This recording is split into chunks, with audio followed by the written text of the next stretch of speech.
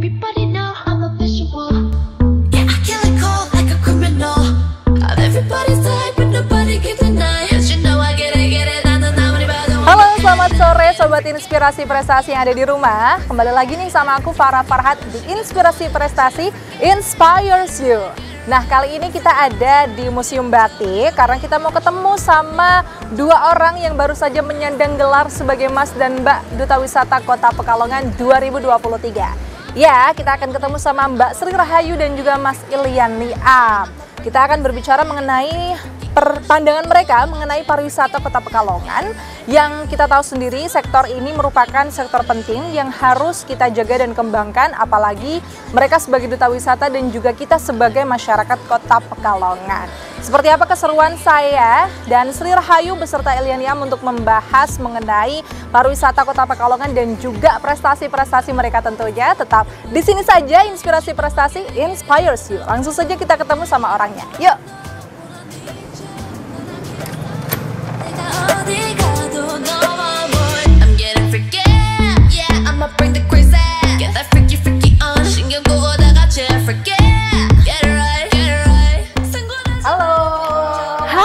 Farah, apa kabar? Alhamdulillah baik. Kamu apa kabar? Kita salaman dulu dong. Baik. Wah, ini luar biasa ya. Kalian baru dinobatkan sebagai Mas dan Mbak udah langsung risetnya luar biasa. Ini lagi baca-baca apa ngomong? Baca. Iya. Oke. Buku-buku aja sih. Ya, kalau aku ambil buku sejarah ya. Oke, Laksamana Chengho. Oke, gimana perasaan kalian baru saja dinobatkan sebagai Mas dan Mbak Duta Wisata? Gimana Mas Ilian perasaannya? Happy? Cukup senang. Cukup senang. Ya, berarti berpuas diri. Iya, betul. Berat pastinya. Jadi kita menghentikan sementara euforia yang sudah berlangsung, langsung fokus kepada apa yang mau kita kerjakan. Betul sekali. Jadi, karena apakah kalian menganggap ini sebagai sebuah tanggung jawab yang besar? Ya tentu. Karena justru karir dari seorang Mbak dan Mas Duta Wisata di Kota Pekalongan ini ya setelah penobatan itu ya Mas ya. Makanya kita sering ngobrol gitu bagaimana tanggung jawab Duta Wisata itu kalau misal kita bisa membawa satu rombongan bus gitu ke satu destinasi wisata, terus kemudian ada banyak UMKM di situ yang terbantu, terus anaknya bisa jajan gitu. Jadi kita punya tanggung jawab seperti itu ternyata. Sebesar itu. Jadi tidak hanya mempromosikan saja lewat sosial media, tapi kita ikut serta untuk mendorong mereka para wisatawan gitu ya Mas Ilian ya, agar bisa membeli sesuatu hal yang ada di situ untuk mensejahterakan masyarakat yang ada. Oke, jadi memang tanggung jawabnya besar, tidak hanya mempromosikan, tapi bagaimana itu impactful ke masyarakat secara langsung ya. Betul. Crazy, but you can't leave me alone. Got you thinking maybe I was supernatural. Itu apa ya sebenarnya yang menjadi alasan kalian kok akhirnya berani nih untuk memutuskan mau mengikuti ajang pemilihan Mas dan Mbak Duta Wisata? Terus alhamdulillah ternyata memang rezekinya. Mungkin Mbak Ayu dulu bisa cerita. Apalagi Mbak Ayu kan kita tahu presenter Batik TV, terus sudah sibuk, kok bisa-bisanya gitu ya nyempetin waktu buat mengikuti ajang.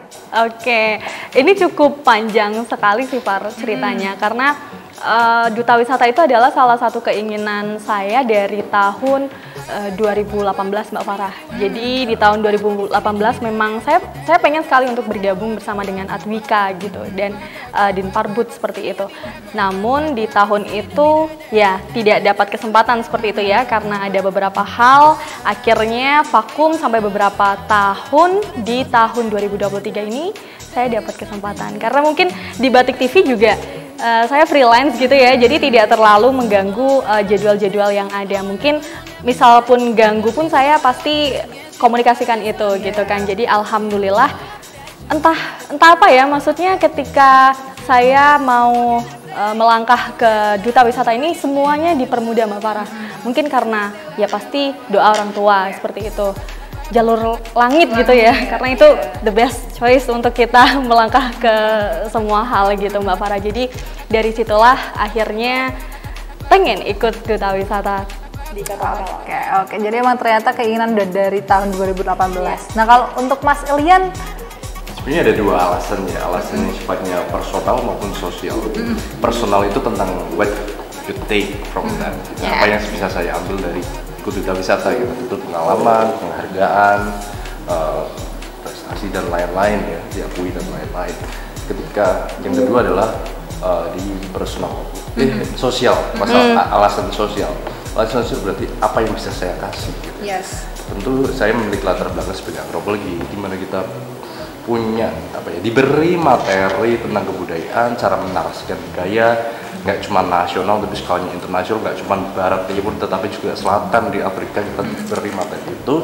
Jadi saya rasa bekal itu akan saya berikan sebagai wujud dedikasi kepada Kota Pekalongan sendiri, khususnya di bidang pariwisata dan kebudayaan. Memiliki latar belakang yang berbeda membuat mereka bisa saling bekerja sama untuk mengembangkan pariwisata Kota Pekalongan semakin lebih baik.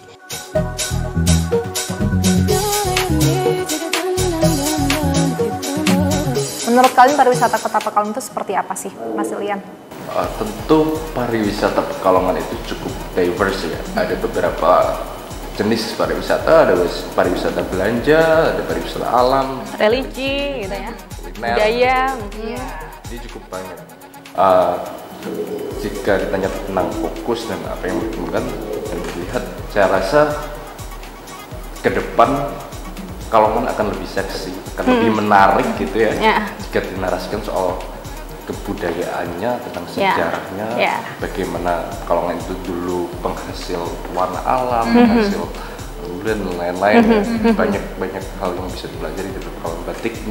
Batik itu nggak cuma sekedar beli terus, tapi ada sejarahnya, gimana perpaduan antara Tionghoa, Arab, India, Eropa, di situ ada diversity yang cukup baik ya. gitu ya. Terus juga ada mangrove juga yang kemarin di G20 sama Pak Jokowi dipamerkan ke seluruh dunia bahwa kita punya ekosistem alam yang luar biasa untuk menanggulangi dan menghalangi sedikit perubahan iklim gitu ya. Jadi itu harus dinarasikan lagi mangrove dan lain-lain. Kalau Mbak Ayu, pandangan Mbak Ayu gimana nih? Ya, pariwisata tadi betul apa yang dikatakan Mas Ilian, Mbak Farah. Jadi pariwisata tidak hanya tempat rekreasi semata saja gitu ya, tapi di dalamnya punya aspek-aspek yang menyentuh elemen-elemen seperti edukasinya, kemudian budayanya, sosialnya, dan informasinya yang itu bisa diserap kita sendiri sebagai masyarakat seperti itu. Kedepannya tentunya harapan untuk Kota Pekalongan ya bisa dilihat wajah Pekalongan tuh unik gitu loh, dengan cara kita ya saling saling bareng-bareng gitu loh, bersama-sama. Tidak bisa dilakukan hanya beberapa orang saja, tapi semua orang, elemen masyarakat, lapisan masyarakat itu ikut serta untuk mengembangkan pariwisata. Mungkin hal kecil yang bisa dilakukan adalah kita bisa menjaga lingkungan sekitar, seperti itu, karena itu tidak semua orang bisa melakukannya. Bahkan kadang kita lagi buang sampah sembarangan gitu. Itu hal kecil lah, betul. Jadi hal kecil dulu saja nih yang kita perhatikan gitu untuk bersama-sama membentuk pariwisata di Kota Pekalongan menjadi lebih baik lagi. Luar biasa. Dan lebih seksi lagi. Benar kata Mas Ilian. Luar biasa. Nah, ini baru membahas ini saja saya sudah banyak pacu untuk belajar lebih banyak mengenai budaya dan juga mengulik lebih dalam inspirasi-inspirasi apa yang bisa mereka berikan ke teman-teman, ke sobat inspirasi yang ada di rumah. Nah, setelah ini kita akan, saya terutama akan diajak mereka berdua untuk berkeliling museum batik. Jadi jangan kemana-mana, tetap di Inspirasi Prestasi Inspires You.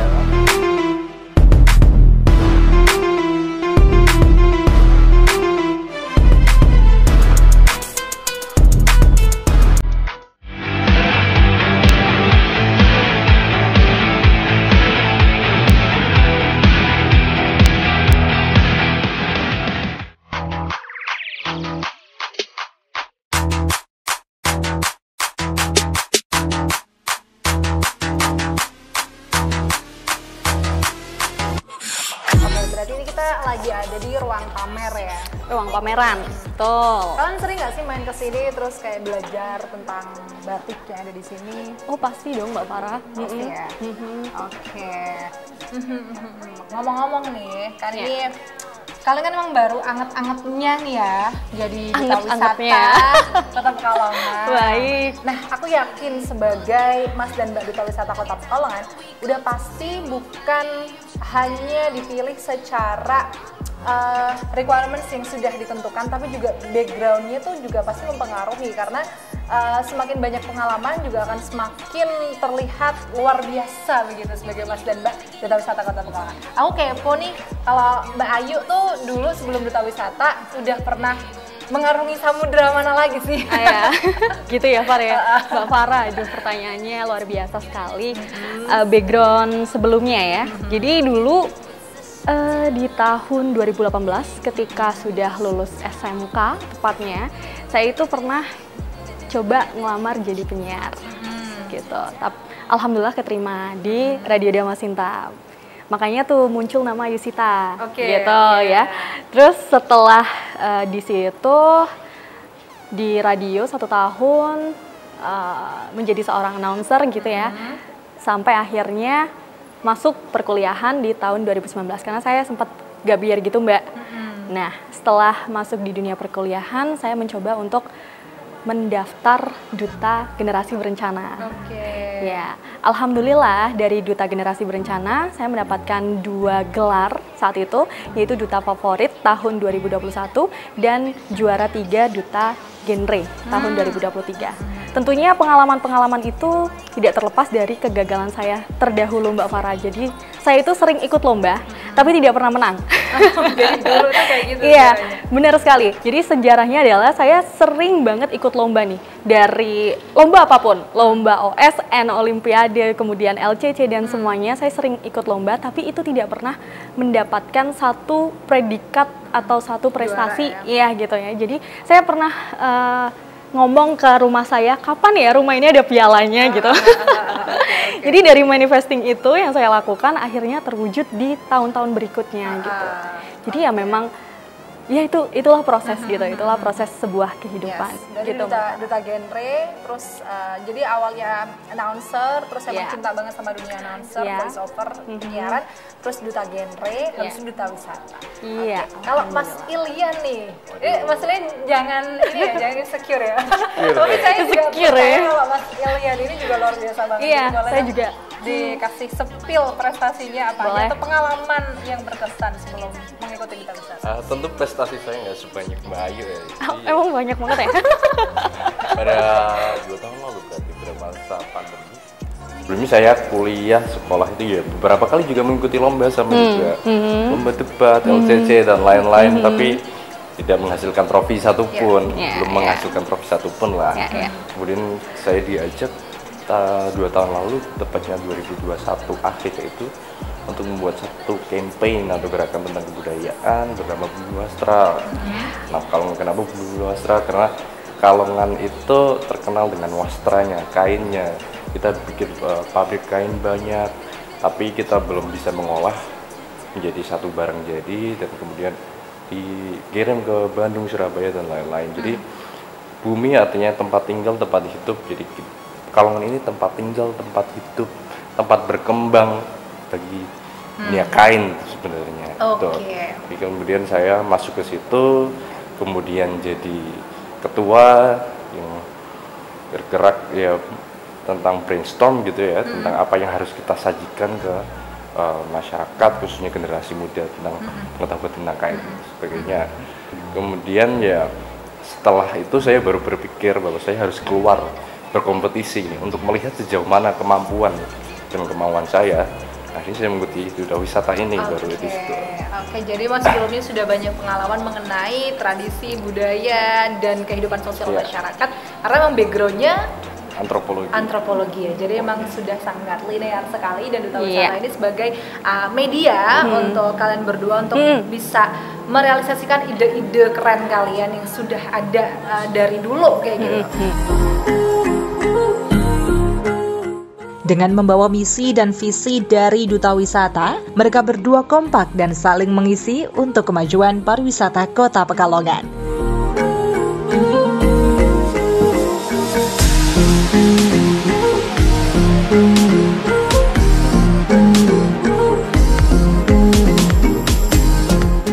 Menjadi duta wisata adalah bukan satu-satunya prestasi mereka. Berbekal segudang pengalaman dan prestasi yang telah mereka raih, yang akhirnya bisa membuat mereka terus bisa menginspirasi. Oke, luar biasa. Terus menurut kalian nih, apa sih pentingnya untuk selalu bisa berprestasi, Mas Elian? Pertama, prestasi adalah satu, menurut saya itu sebuah bonus. Jadi kemauan untuk melangkah, untuk berkompetisi, untuk mengetahui sejauh mana kita bisa melangkah itu lebih penting dulu. Jadi setelah kita mengetahui pentingnya itu, terus kemudian kita berkarya, baru prestasi menjadi satu ajang untuk validasi atau afirmasi atas kemampuan yang kita miliki gitu. Jadi mungkin buat teman-teman yang belum punya prestasi yang gimana-gimana, nggak usah minder dulu, nggak usah takut dulu, melangkah aja dulu untuk tahu sejauh mana kita bisa melewati batas-batas tertentu dalam pikiran kita. Kalau Mbak Ayu gimana? Ya, menyambung dari Mas Ilian ya, bahwa prestasi itu bonus. Ya, itu tidak suatu hal yang harus dipatokan kita harus menjadi seseorang yang punya prestasi. Tapi dengan prestasi kita bisa dapat validasi, itu yang pertama. Kemudian itu bisa menjadikan kita untuk berkembang ke depannya. Karena dengan prestasi akhirnya kita paham nih, oh iya, proses untuk melangkah ke sebuah tujuan itu tidak hanya satu langkah saja, tapi perlu banyak langkah-langkah yang lain gitu ya.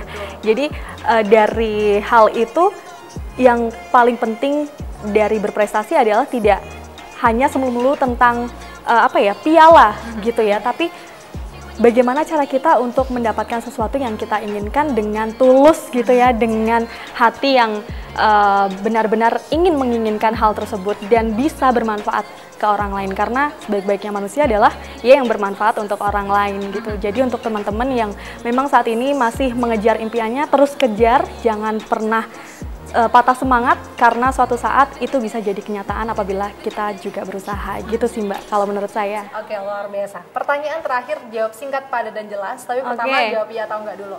Setuju nggak kalau pariwisata itu cuma rekreasi? Tidak. Tidak ya? Kenapa alasannya? Singkat aja Mbak, Mas Ilian dulu. Oke. Pariwisata itu adalah hak semua manusia. Jadi hak itu bisa digunakan dengan apa saja.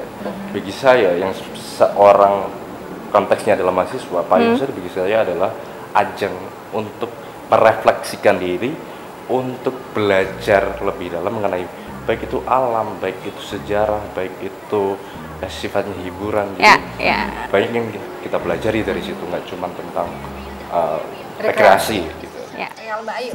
Ya, ini menyambung ke moto saya yang saya bawakan nih di Mbak Duta Wisata Kota Pekalongan, bahwa traveling is the ultimate education. Jadi berwisata itu adalah pendidikan yang sangat luar biasa, karena di dalamnya itu kita mengajarkan kemanusiaan, penerimaan, dan keindahan dari perbedaan. Wow, itu aja sih Mbak. Biasa. Nah, ngomong-ngomong tentang pariwisata dan kebudayaan, saya juga masih kepo sama budaya batik yang ada di Museum Batik. Mumpung sama expertise-nya ya, jadi langsung aja kita menuju ke ruang pembatik ya. Boleh banget. Kita lihat di sana juga katanya ada kegiatan. Iya. So jangan kemana-mana, tetap di sini aja di Inspirasi Prestasi Inspires You. Yuk. Ayo. Ya, jadi gini Mbak. Oh gitu. Wah, ada kapal.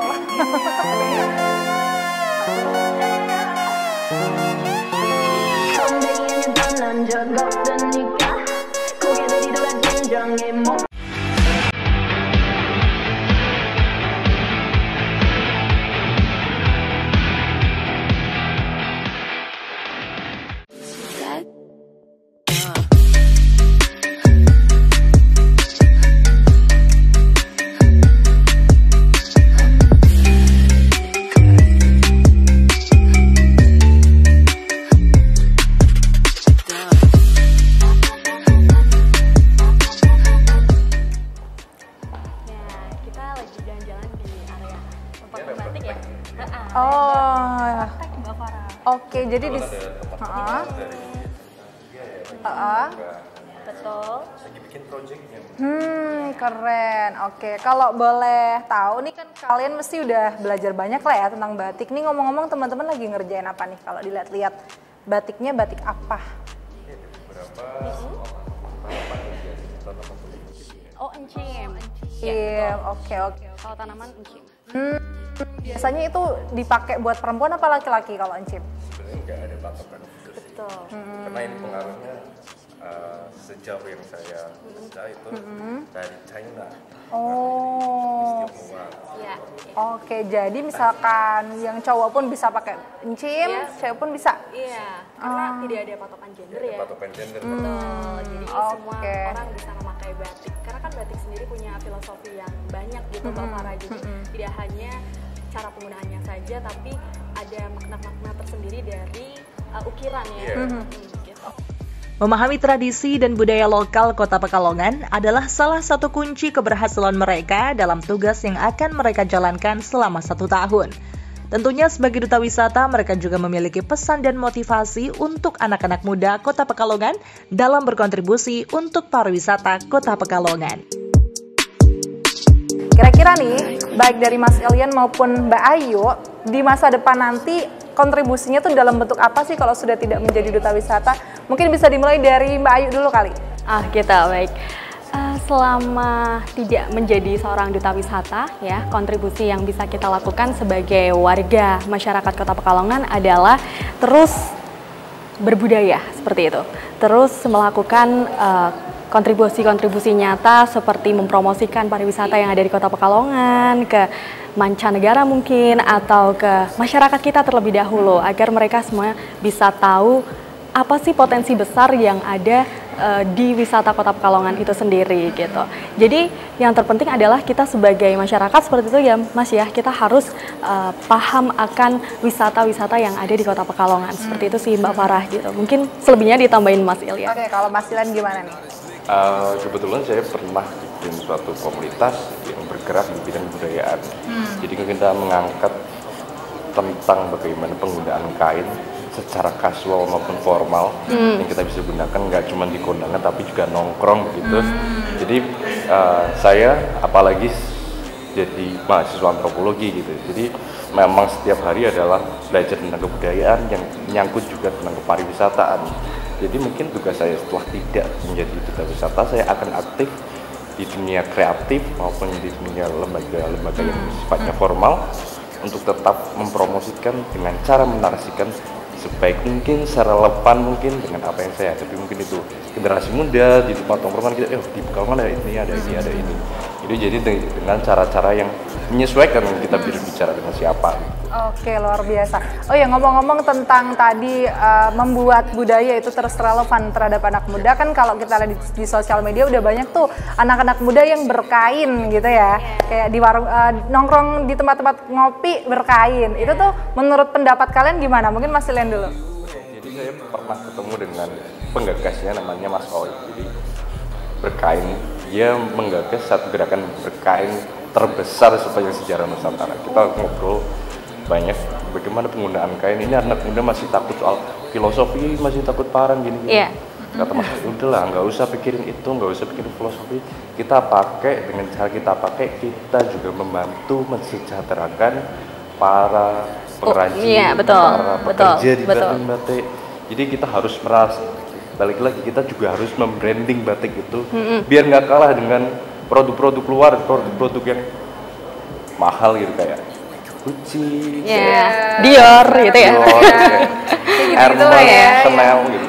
Jadi bagaimana kita bisa membranding ulang batik untuk setara atau bahkan mengalahkan.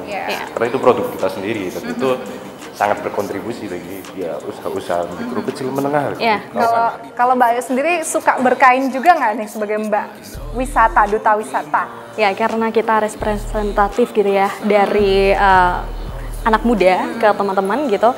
Berkain saya suka banget gitu, karena setiap pertemuan pun kita berkain ya Mas ya. Iya, itu salah satu bentuk kita untuk mencintai, selain batik, kita mencintai bagaimana kain itu dibuat gitu. Jadi ya sangat suka lah Mbak Farah gitu untuk berkain. Oke, nah pertanyaan terakhir nih, pertanyaan jitu untuk anak-anak muda yang saat ini menyaksikan Inspirasi Prestasi ya. Harapan kalian dong buat mereka, terutama biar lebih mencintai pariwisata Kota Pekalongan. Mungkin dari Mas Ilyan? Boleh. Anak-anak muda termasuk saya mungkin ya. Pertama, kita harus aware. Aware itu di mana kita tinggal, kita punya mungkin dalam tanda kutip tanggung jawab moral untuk menjaga, melestarikan, bahkan mengembangkan apa yang ada di sekitar kita. Jadi tanggung jawab moral itu yang kita harus sadari bersama untuk menentukan langkah ke depan kita mau dibawa kemana ini sebenarnya. Karena tongkat estafet selanjutnya ada di generasi-generasi muda seperti kita kan.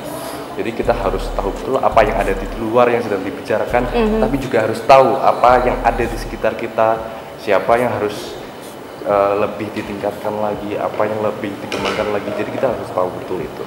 Kalau itu udah tahu, jadi kesadaran bersama.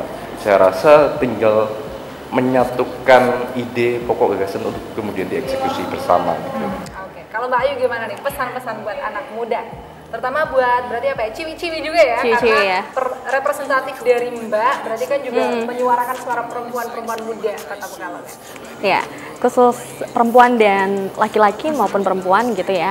Sebagai seorang warga Kota Pekalongan tentunya kita harus lebih aware, bener apa kata Mas Ilian. Selain lebih aware, kita juga harus bisa melihat pariwisata itu perspektifnya tidak hanya tempat rekreasi saja, tapi pariwisata itu punya segala bentuk aspek, mulai dari edukasinya, informasinya, budayanya, dan semuanya kita harus lihat. Karena beberapa masyarakat mungkin belum mengerti secara detail gitu loh Mbak, bagaimana pariwisata yang ada di Kota Pekalongan itu bergerak gitu, berkelanjutan gitu. Nah kita sebagai masyarakat gitu, apalagi anak muda ya, kita harus bisa untuk saling berkontribusi gitu, berkolaborasi di dalamnya, agar pariwisata di Kota Pekalongan juga menarik dilihatnya gitu. Apalagi untuk perempuan, kita jangan takut untuk berpendidikan tinggi seperti itu, karena menurut saya ya semua berhak gitu untuk mencapai ke situ, dan perempuan, laki-laki semuanya jangan lupa berprestasi di luar sana, karena itu bisa membawa kita ke arah yang lebih baik lagi. Ya, oke, setuju banget sama Mas Ilian dan juga Mbak Ayu. Mas dan Mbak Duta Wisata Kota Pekalongan, kebalik ya. Oke, nah terima kasih Mbak Ayu, Mas Ilian atas waktunya. Semoga tugas-tugas ke depan semakin luar biasa, membawa pariwisata Kota Pekalongan ke kancah dunia, ke kancah global. Terus buat teman-teman Sobat Inspirasi Prestasi yang ada di rumah, terus saksikan Inspirasi Prestasi setiap minggunya. Kira-kira siapa aja teman-teman anak-anak muda yang berprestasi yang akan menjadi narasumber kita pada episode selanjutnya. Inspirasi Prestasi inspires you. Thank you. Luar biasa. Oke, ini apa namanya? Bisa lihat-lihat dulu kali ya. Ini gimana nih?